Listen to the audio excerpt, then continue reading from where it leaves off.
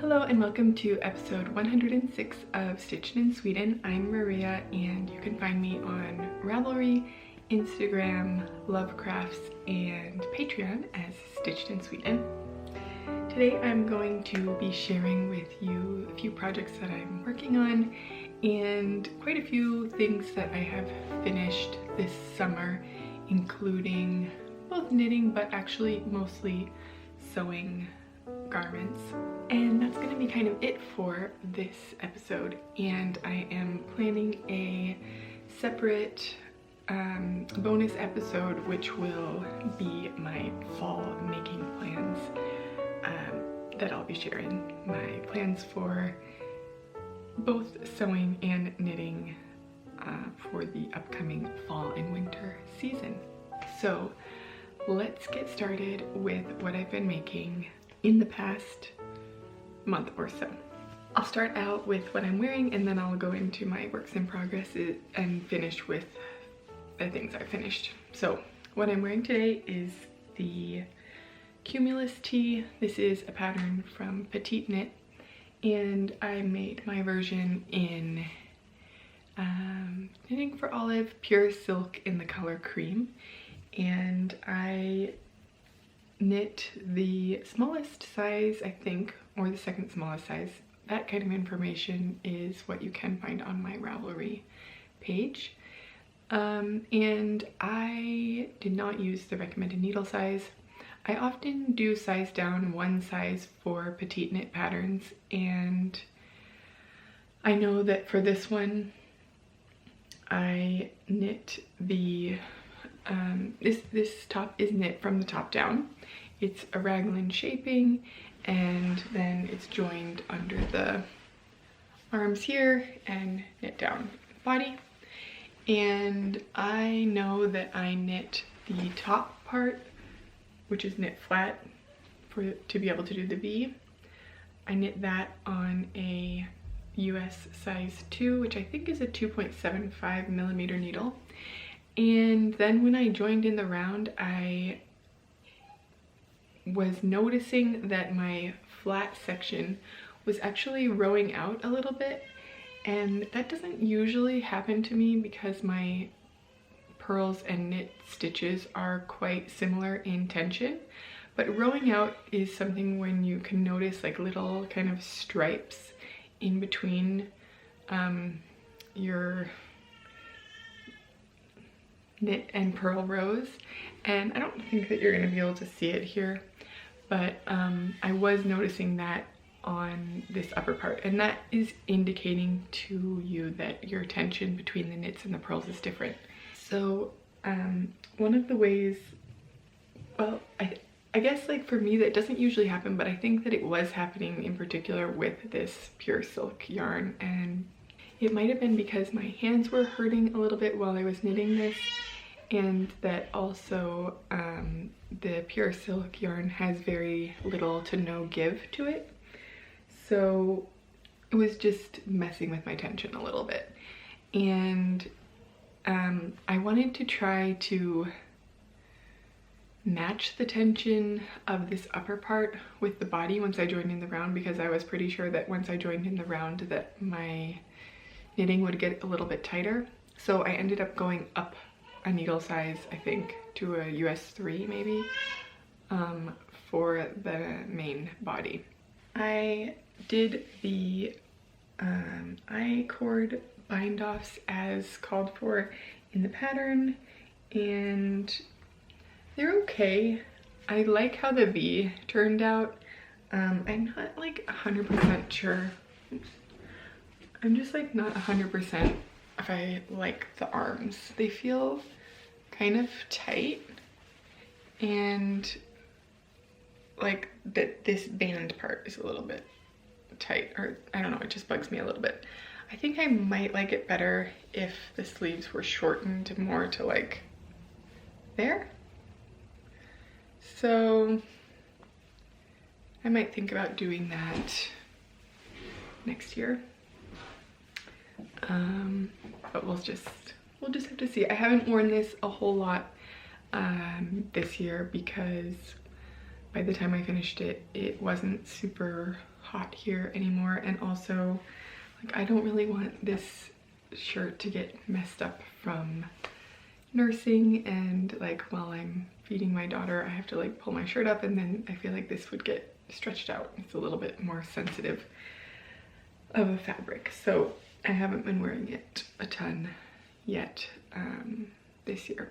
One other thing that I forgot to mention about this blouse that I'm a little bit disappointed about, which is, yeah, no fault of the pattern or the yarn really, but after wearing this, or after, yeah, blocking it, I noticed right here, you can see it, I think, there's one stitch that has only caught like one of the threads of the yarn, and it's just really a bummer that it's right there on the front and quite noticeable, I think. And it's also just a bummer because like I'm worried about the strength of that.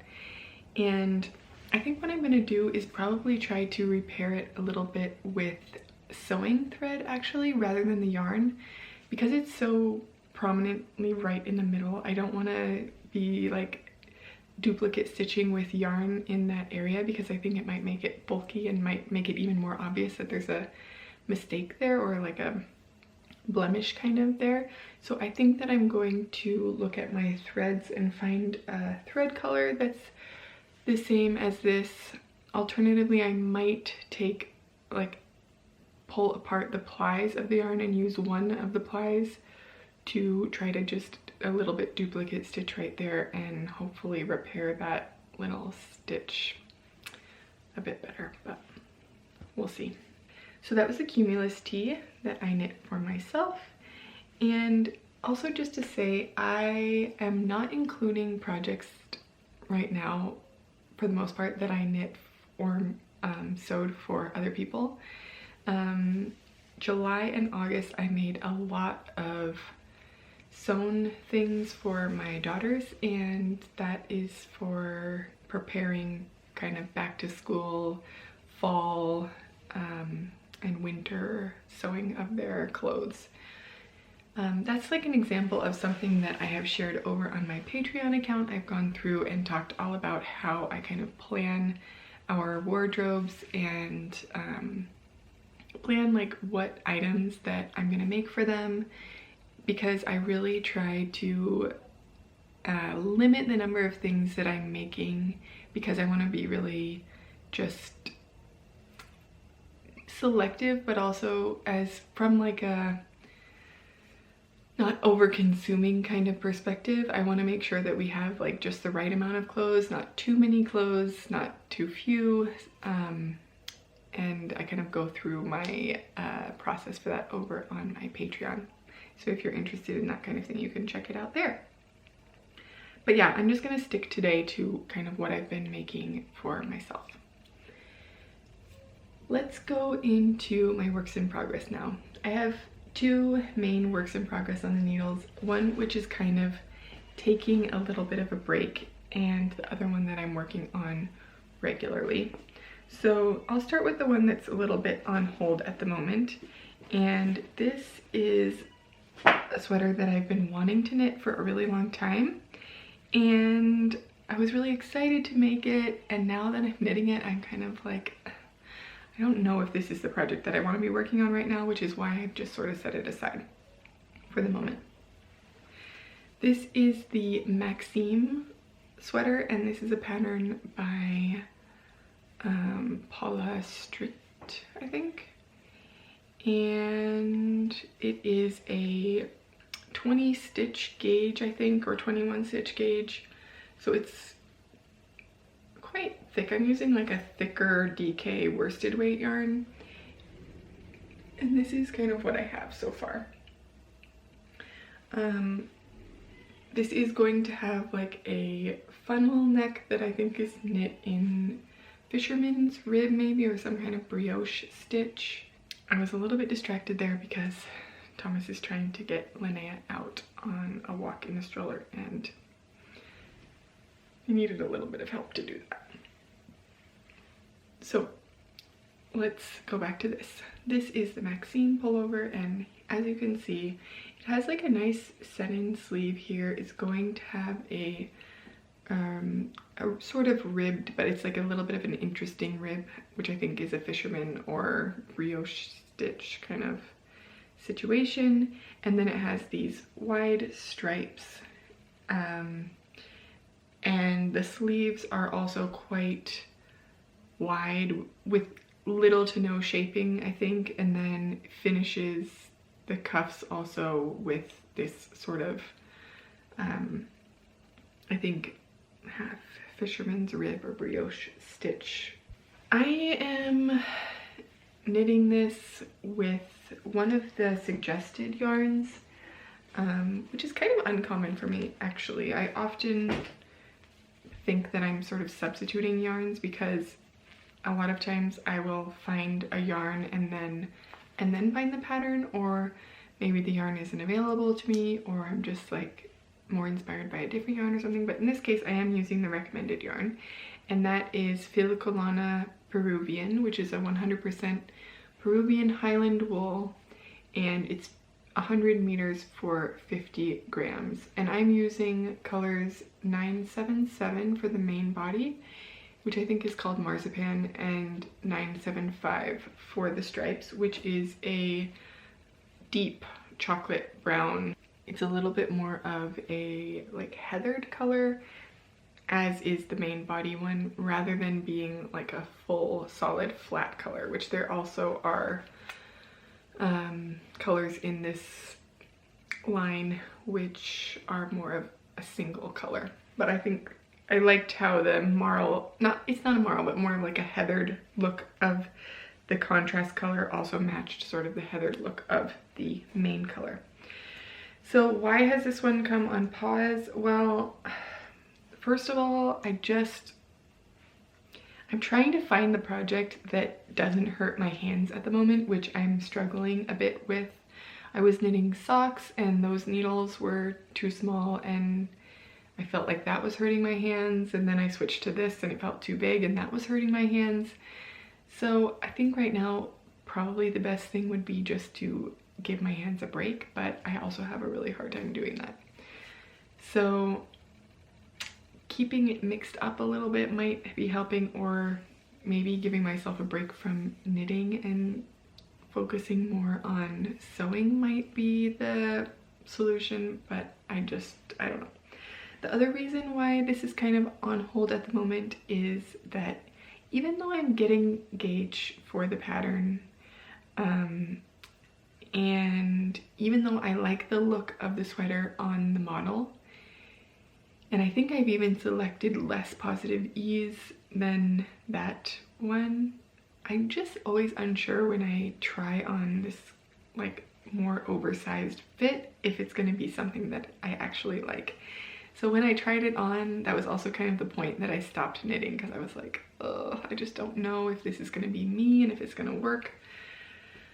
But I do really like the kind of boldness of these stripes. I think the body has like 4 of these stripes on it. But I am finding also in this project that, unlike most striped projects that are kind of addictive and you want to get to the next stripe, I do really want to get to the next stripe in this sweater, but there's just enough rows in between the stripes that it's like I can't get to the next stripe with just a few more rounds. So I don't know, it's all just a mental game, right? Anyway, so that one has been a little bit on hold at the moment, and I recently cast on a new sweater. I think also what I was really just wanting to knit with mohair, and I was trying to push myself not to knit with mohair because I have a 12-week-old today, 12-week-old yesterday baby, and I find that mohair, both like I'm not wearing mohair sweaters right now because, you know, she's like, I'm spending most of the day holding her, or she's sleeping on me or something like that, and mohair just like gets in her hands and in their eyes and in their mouths and stuff. So I try not to wear mohair or knit with mohair when I have a small baby. But I've really recently been able to put her down at night in her own bed. So I'm kind of, I don't want to say this because I know I'm going to jinx it. But like from about 7 o'clock in the evening, I'm able to have some alone time with just me and Thomas, and, you know, knitting on whatever I want to at that point, because I'm not worried about the mohair getting in her face and hands. So all of that being said, I decided, screw it, I'm just gonna cast on and knit what I want to at the moment, what's inspiring me the most, which is what I'm gonna show you. And I'm knitting this in Thun Pergint, which is in this color 1012, no, 1021. And this is actually my favorite color gray that Sandnes Garn has. So this is their 100% Norwegian wool, and this has 205 meters per 50 grams. So it's definitely a fingering weight. It's definitely scratchy if you are sensitive to wool. And I know that for me, 10 years ago, or even like 7 years ago maybe, this would have been way too itchy to knit with or wear. But now this is the kind of yarn that I really like, and I hold this together with Bernice from Derium Natura, and this is the color Orgeat, O-R-G-E-A-T, which is quite white, but they also have a creamier color that leans more yellow, and this cream doesn't lean yellow, I would say. So I decided to pair these two together. I've knit this combination before when I made my porcelain sweater, and I knit it with a beige Pergint and brown. Actually very similar to my Maxime, but the brown became a little bit lighter because of the mohair that I held it with was the hot chocolate color, I think, from Derium Natura. So now I'm knitting this combination again, and I'm knitting a sweater which is inspired by a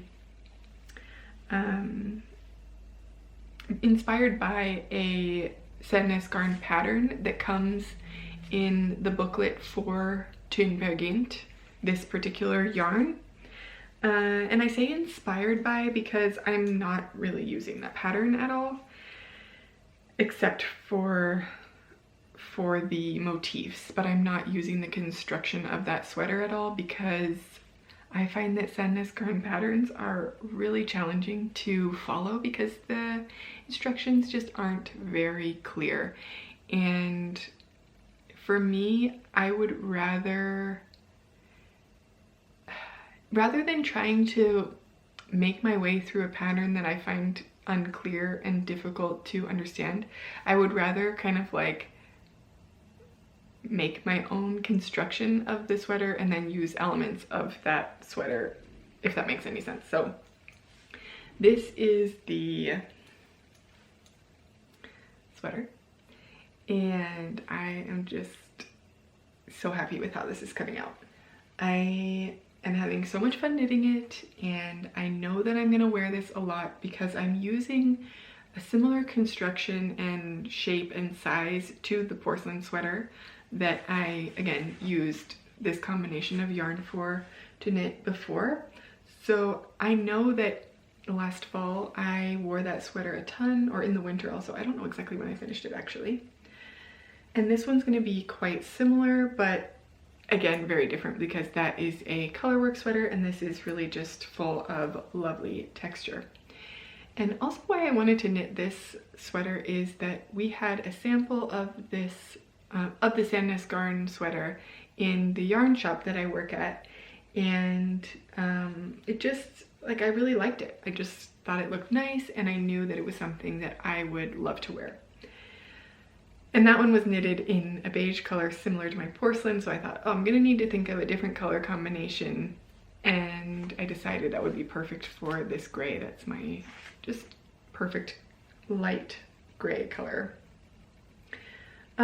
So yeah, I am just on kind of the last, it might be the last textured section, and it has little cables with some garter stitch, and then there was kind of like a, I think this would be called a double moss stitch section, and then this kind of lattice cable, and then up here we have some seed stitch.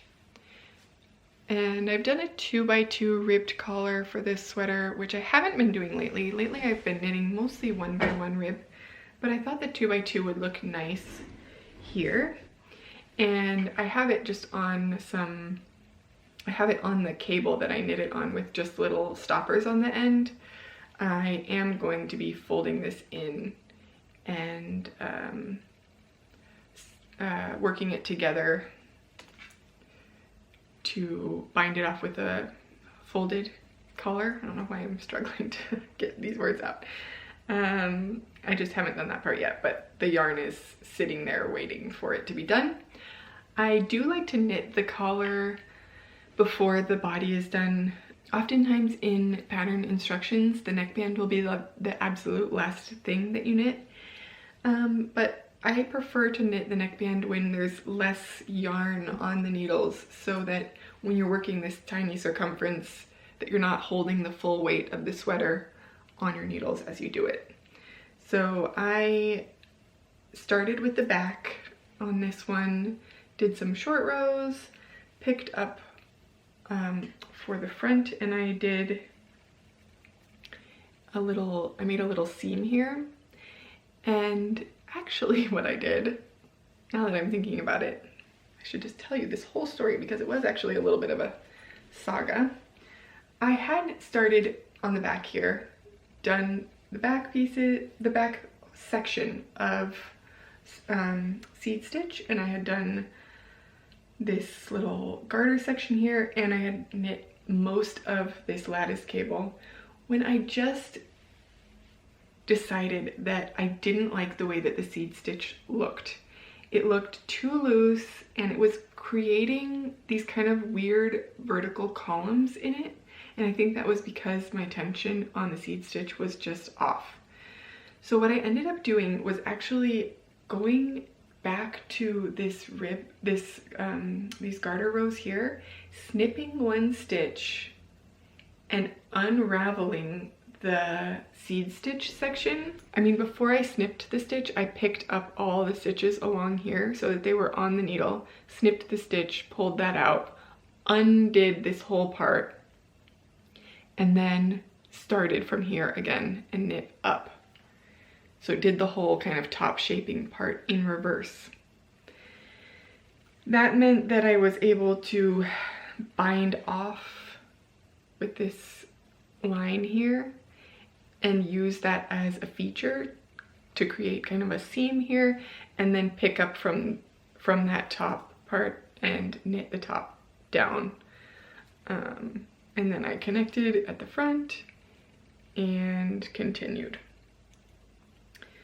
So yeah, that was a little bit something different for this sweater that I wouldn't usually do, and I probably wouldn't recommend, but I would recommend it if you're not happy with the way it's turning out, because I probably wouldn't have been as happy with this sweater, and now I know like this seed stitch looks really nice and I'm happy with that. So I'm going to be more happy with the overall garment in the end. So we'll see if this is the last bit of the textured or if I need a little bit more length, and then I'll probably add a bit more seed stitch. I'm going to probably steam block this, and then I will compare the length to my porcelain sweater because I know that that one is a great fit for me. So the only other work in progress that I have, which is, yeah, sort of a work in progress.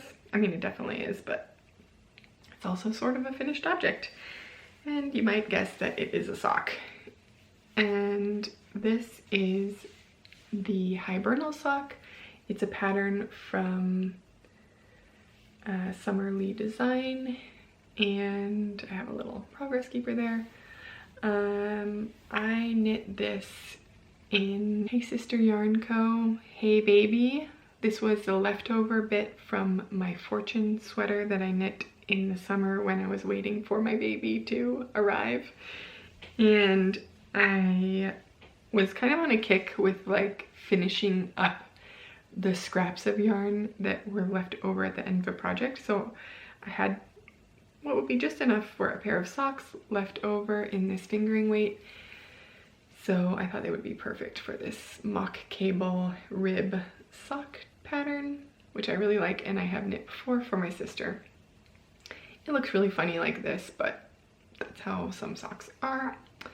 I've only just cast on for the second sock, and that's kind of when I decided that I needed to try something else to make my hands hurt less. So that has been put aside, but I could pick it up whenever. I used to be the biggest sock knitter, and that was really actually like the main thing that I knitted in college, but I also used to be a tighter knitter. So when I first started knitting, I could knit socks on a US 2.75 millimeter needle, and now to get a similar gauge, I'm down to a US 0, which is a 2 millimeter needle. So I think that also sort of affects my desire or lack of desire to knit socks, because sometimes just knitting on such tiny needles isn't the most enjoyable. So we'll see when that gets picked up again, but it will be there. And I do have a couple other sock patterns, actually just one sock pattern. I think the Poet socks from Sari Nordlund that is on my wish list to make, and I have the yarn picked out for it and everything, but I just don't know when it's gonna happen, because as I've mentioned, I gotta figure out something with my hands. Just having kind of like a lot of thumb pain here, especially in my right hand. I think it's a combination of a lot of knitting. It's a lot of phone usage because nursing my baby. And honestly, I sit and scroll my phone sometimes when I'm doing that, because it's a lot of time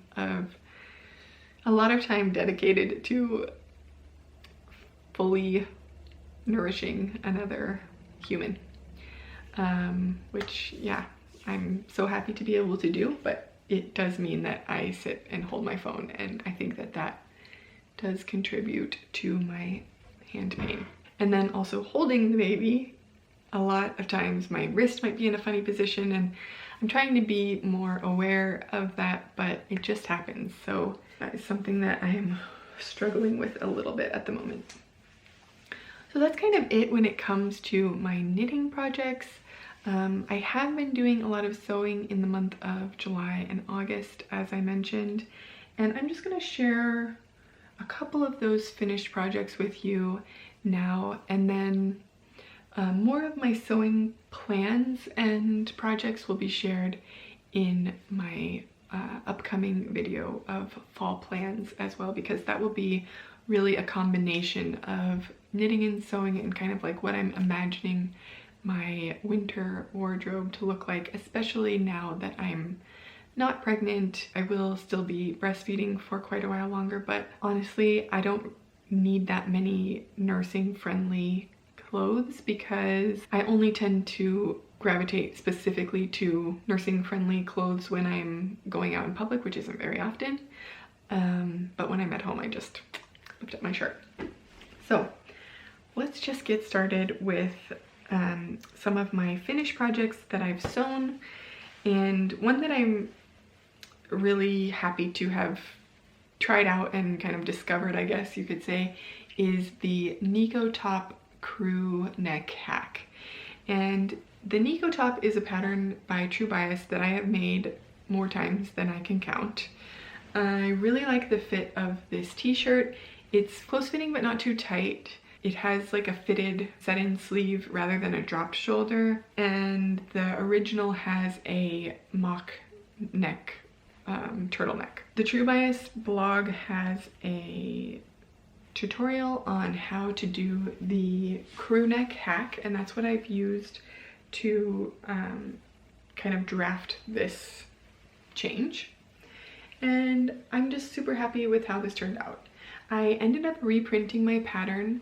I've definitely changed size since some of my patterns were first printed out, and I know that I'm going to continue to change size because I tend to lose quite a bit of weight in the first year of breastfeeding. So I know that that's probably going to be the case again this time, but I also need clothes that are comfortable for me to wear, that I feel good about wearing for this winter. So I just kind of bit the bullet and decided it's time to trace out a new size and just feel good in what I'm wearing. So I made this in a pretty much straight size 8.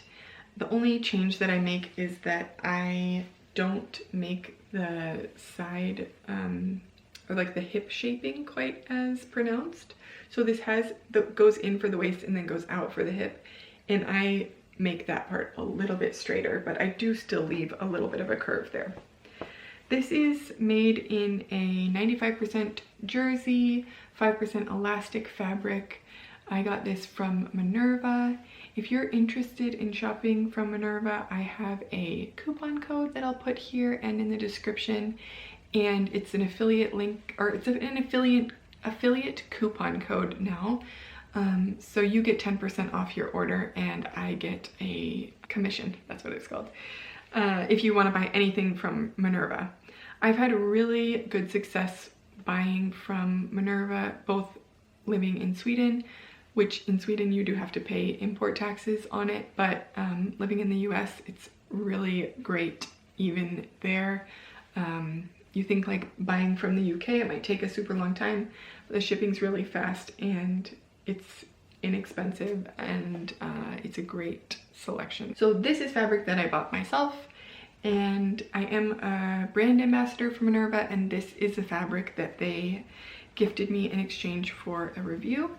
And you can find all of my posts about my sewing projects that I've done for Minerva on my profile there, so I'll include a link to that down below as well. So this fabric again was gifted. This is the it's called Soft Baby Rib, I think, and this is also a 95% cotton, 5% elastic fabric. I really like this. It's a little bit more challenging to sew with a wide rib fabric like this because you have to be careful with how much you kind of press it in the beginning, because you don't want to like overly stretch out the rib before you cut it out. I think like in general, when you have like a ribbed fabric like this, you probably could size down. I didn't. I also made the size 8 of the True Bias Nico with the crew neck hack in this, but I'm really happy with the fit.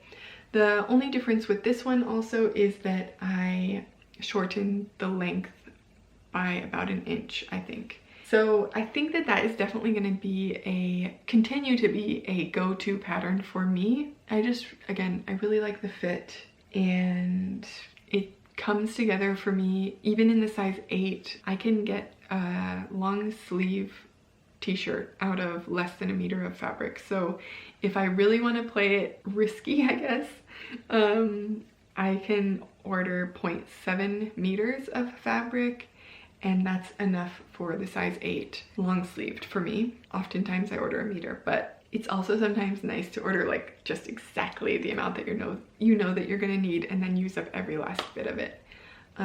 But when I order like a meter, for example, for this, like I have enough left over that I can make a pair of underwear for one of my daughters, or maybe I was thinking of, in this one specifically, I might make a little beanie hat for Linnea, my 3-month-old. Oh, speaking of hats, I completely forgot one finished object in the knitting department, which I wasn't thinking about this because this is not for me, but I was planning on sharing this, which is a hat for my middle daughter, Nora. And this is the Muscle Bro by Isolde Teague. And this is a pattern, I think that's been around for quite a few years, but it's just such a great pattern, and I 100% recommend it.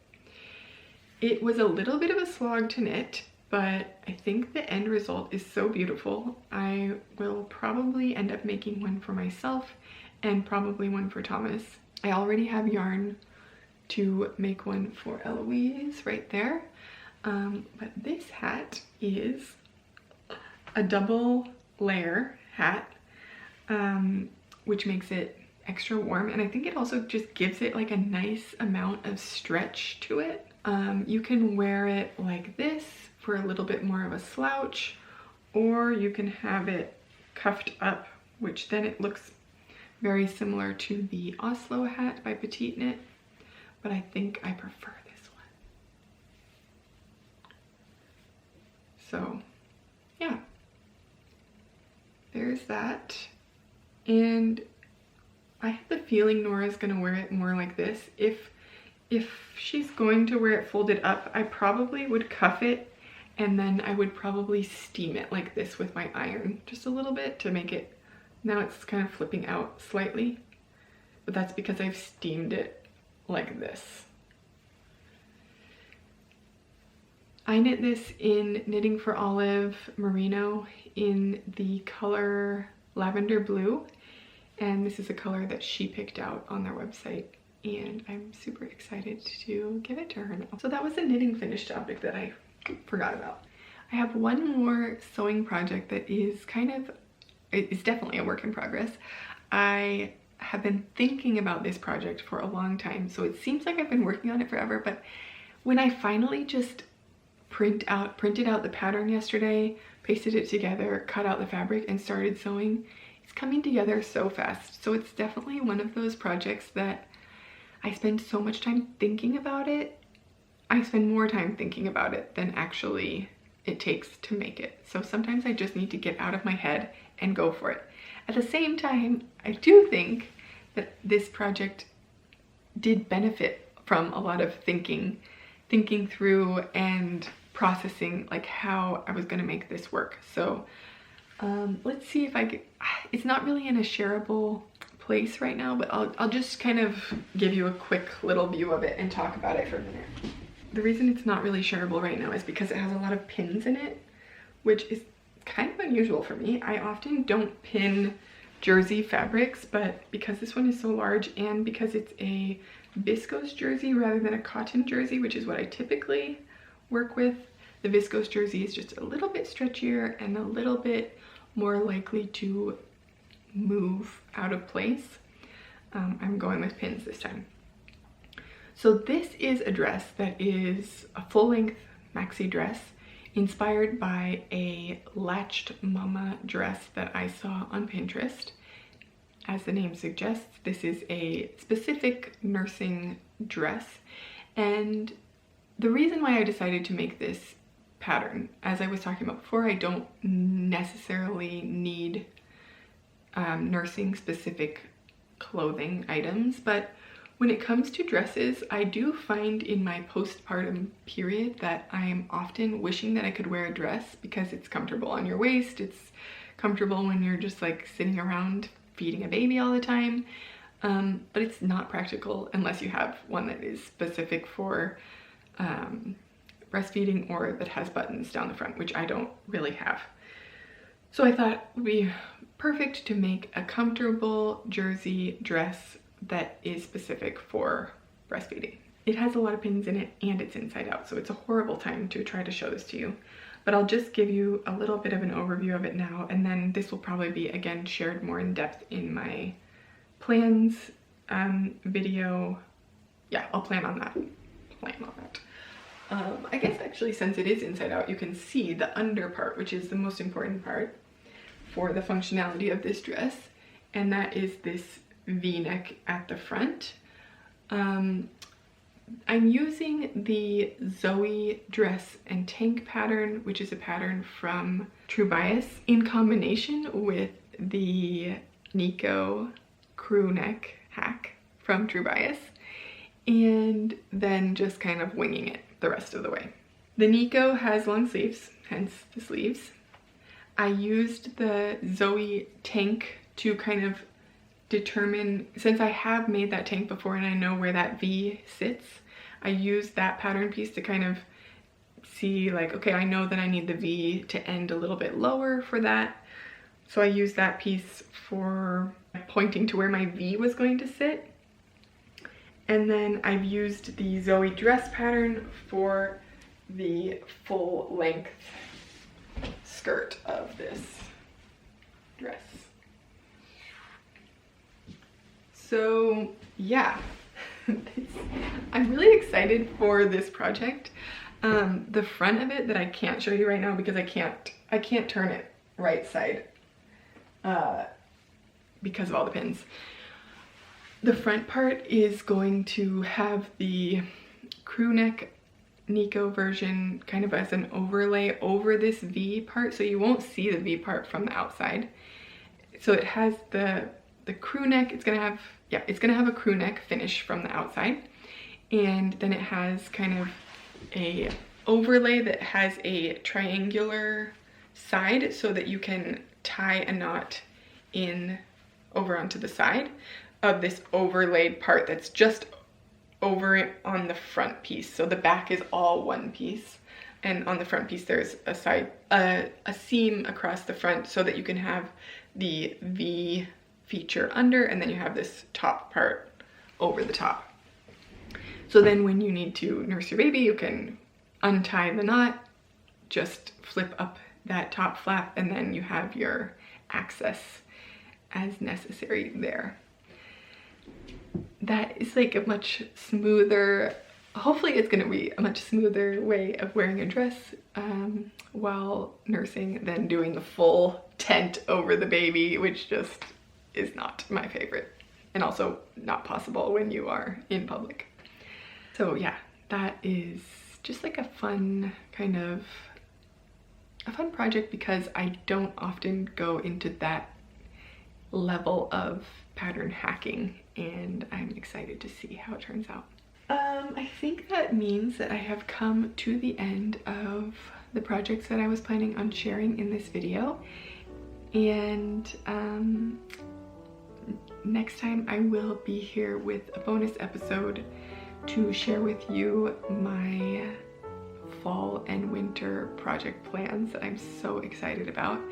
I'm also sharing those over on my Patreon, and again going through kind of how I make those decisions of what things I'll be making for a particular season, both for myself and for my girls. So that is all. I hope you are really well